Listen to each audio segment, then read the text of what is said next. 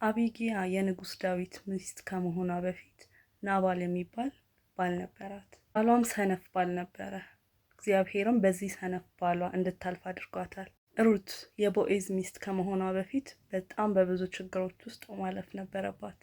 እግዚአብሔር ዮሴፍን ሊሾመው ሲፈልግ በቤተ መንግስት መንገዱን አልጋ ባልጋ አድርጎ አይደለም የጠበቀው። ይልቁንም በባርነት ውስጥ ማለፍ ነበረበት። ሙሴም የእስራኤል መሪ ከመሆኑ በፊት በምድረ በዳ ውስጥ መኖር ነበረበት። ዳዊትንም በእስራኤል ላይ ሲያነግሰው አስቀድሞ እንዲሁ ጎልያድን ነበር የሰጠው። ዳዊት ጎልያድን ማሸነፍ ነበረበት። ዳንኤልም በአንበሳ ጉድጓድ ውስጥ መጣል ነበረበት።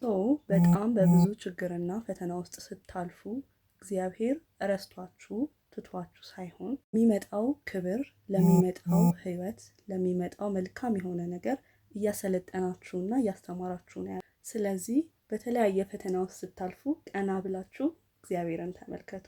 እግዚአብሔር ሁል ጊዜ ከኛ ጋር ነው። ወዳችኋለሁ። ተባረኩ።